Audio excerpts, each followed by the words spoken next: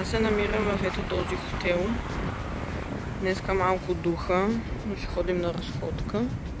Всъщност се провежда някакъв маратон, защото навсякъде има плакати и тичащи хора. Значи явно днес, въпреки мрачното, хладното и дъждовното време, хората ще изтичат наистина. Има някаква кауза, не мога много да разбера. Почти не пише никъде на английски, но много ми харесва, че тук хората са супер активни. Винаги някой тича или спортува. И също ми направи впечатление. Тук всичко е супер чисто, подредено и организирано.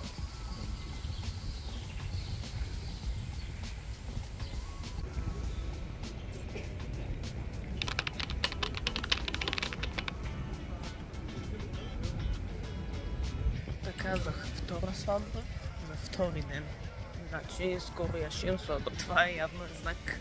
В момента се разхождаме по така наречената тяхна Витушка.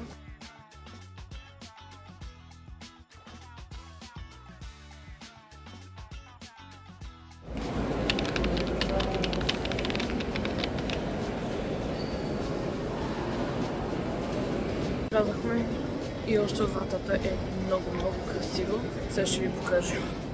Само в първата стая съм и вече съм изумена.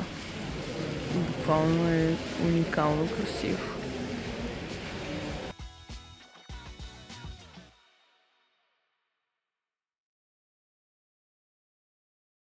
Взех си една карта да я разчитам. Горе-долу се справям.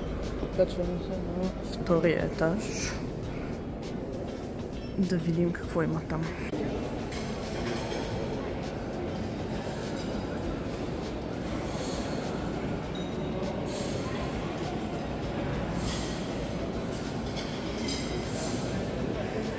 Втория етаж не беше толкова интересен, но има една панорамна гледка отгоре и едно момиче ме видя и аз се помолих да ме снима.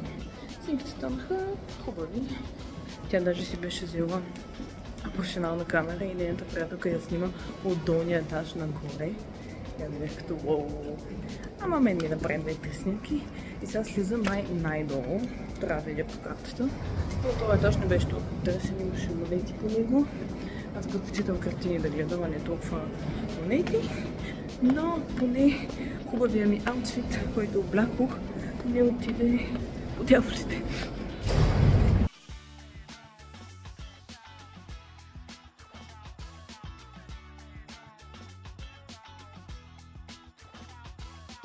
Сега трябва да отида да ям, защото днеска не съм яла цял ден. В момента е 3, аз съм яла в 8. Галерията беше много хубава, наистина. Аз набързо я разгледах и бързо час и половина ми отне. Но поне се оправи времето и вече не ми трябва чадър и не е студено. Купих си храна, влязах в метрото успешно, сега и си хвана успешно спирката. Това ще е много добър рейс. Оправих се с метрото, даже целих правилния изход. Аз в София не мога да го оцеля, ама тук го оцелих.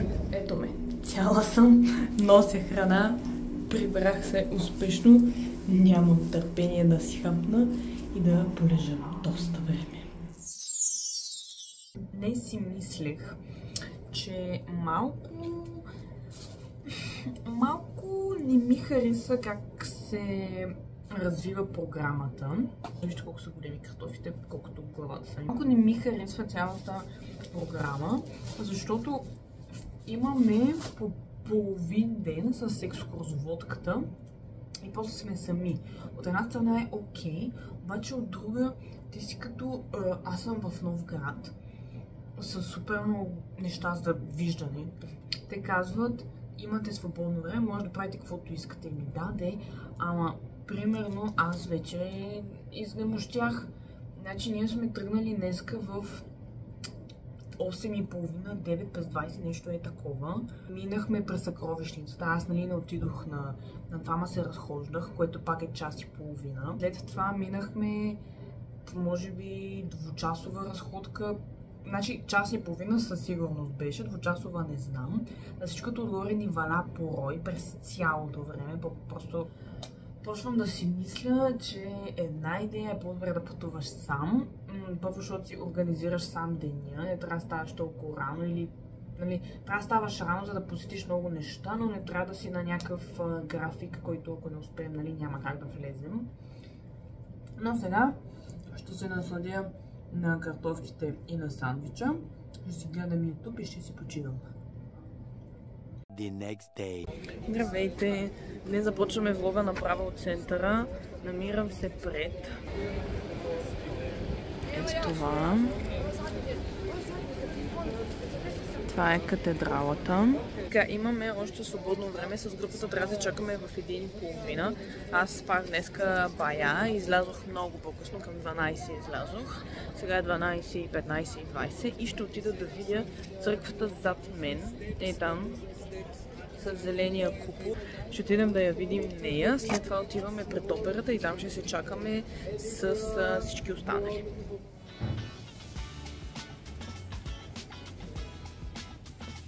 Спря да валим. Аз реших да се разходя. Минах през църквата. Беше наистина много красива. Колко много сладки малки кафененца има между уличките. Сега отиваме да ядем тортата захар, така, и да пием кафе меланж, доколкото разбрах. Вечерта сме на опера, но преди това ще си починем малко, така че си оставих малко и града да разгледам след като приключим с яденето.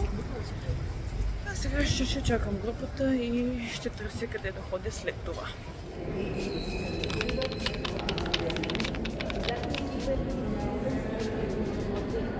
Австрийски архитект в случая си картите или фоето на Густав Мар. Също така това е голямото фойе на операта. И кръстолюбието и реставрацията на Бюргер. Ето това смесено вид. 36 са местата, които императорската лодка. Естествено, че видим най-чудесността. Тук е една от най-добрите.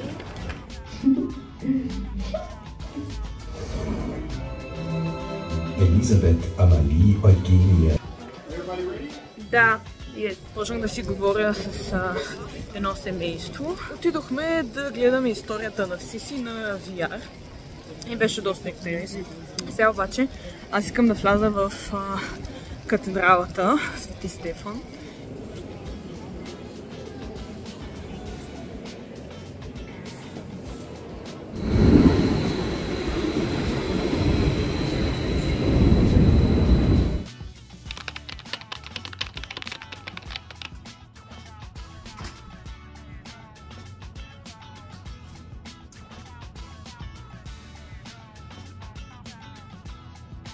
Вече се прибрахме.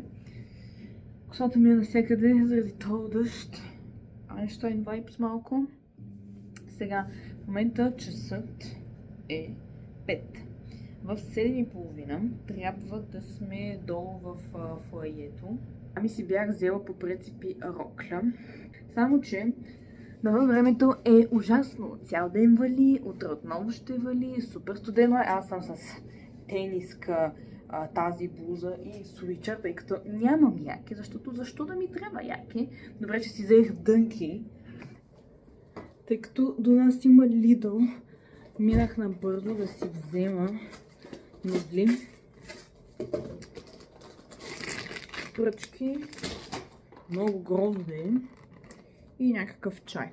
Просто часът е 7:10, ние в 7:30 трябва да сме долу, аз не съм яла. Мазеше ме да ходя някъде на вечеря, не исках да си поръчвам нищо и затова просто бях като Lidl ще да е. Така, затова хайде набързо да направим тия нудли и да бягам.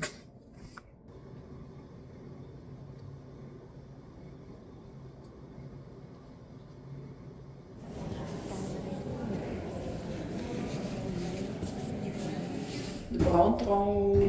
Слязох в последния ден да закусвам. Реших, че по-добре да ям нещо, отколкото да седя гладна цял ден. Сега се качваме догоре, да оправяме си багажа и трябва да го ставим до 12, така че сега е 11 без 3 и потегляме за центъра. Вчера вечерта не влогвах много, тъй като след като се прибрах, хапнах набързо и отидохме на опера. Обаче на тази опера ни казаха, че не може да снимаме и аз бях като добре. Та, операта беше от 8:30 до 10, като имахме 15 минути антракт между това с чаша шампанско. Шампанското беше ужасно. Не можах да го изпия и просто върнах чашата. Готова съм. Сега само не знам къде ще ходя, защото музея, в който исках да ходя, е затворен, така че ще видим къде ще ходя. Решихме се да се прибера да отида на центъра и да купя подаръци. Купих тези две малки лъжички за баба и за нашите. И за Сашо купих нещо малко, но няма да кажа какво, защото той ще го види. Не искам да го вижда, но се надявам, че много ще му харесва.